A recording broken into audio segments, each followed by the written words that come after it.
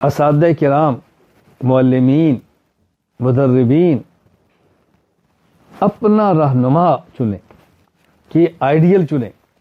میں سمجھتا ہوں جو میں نے اپنی زندگی میں پڑھا ہے، دیکھا ہے، میں سمجھتا ہوں کہ 3 معلم ایسے ہیں، اللہ اکبر، مثال نہیں ہے۔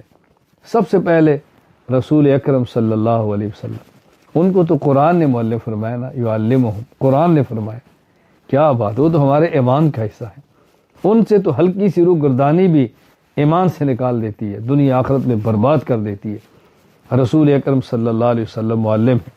آپ پیغمبر پاک کی زندگی پڑھیں اور ان کے شاگرد جو صحابہ ان سے شفقت دیکھیں، محبت دیکھیں، ان کی فکر دیکھیں اور ان کی کمزوری پر چشم پوشی دیکھیں، ان کے لیے کڑنا دیکھیں، رسول اکرم صلی اللہ علیہ وسلم۔ نمبر 2، پھر تابعین میں حضرت امام اعظم ابو حنیفہ نعمان بن ثابت رحمہ اللہ، کیا اس استاد نے شاگرد تیار کیے ہیں۔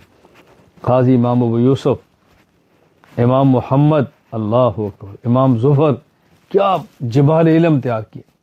وہ شخص دنیا سے چلا گیا اور شاگردوں کی کھیپ تیار کر گیا۔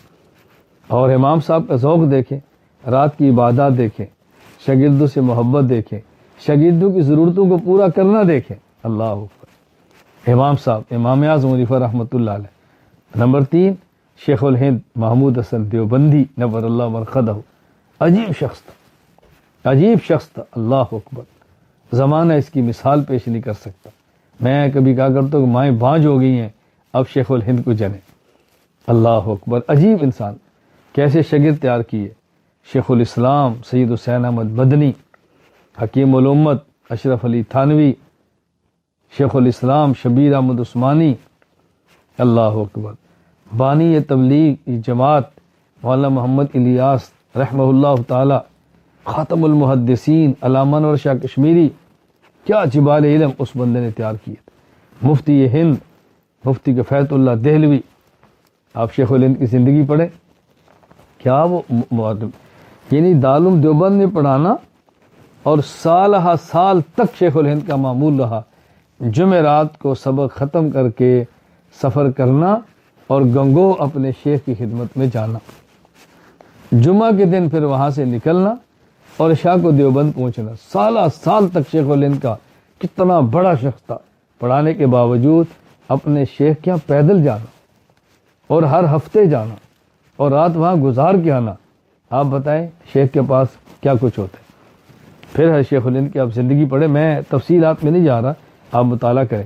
رسول اکرم صلی اللہ علیہ وسلم سیرت تو ہمارا ایمان ہے نا، اس سے تو نکل ہی نہیں سکتے۔ امام اعظم حنیفہ رحمۃ اللہ علیہ، عجیب شخص تھے۔ تو یہ ہمارے ایسے معلم رہنما ہیں، ہم نے ان کی زندگی کو دیکھنا ہے، ان کی زندگی سامنے رکھ کے ہم نے اپنی زندگی کو دیکھے۔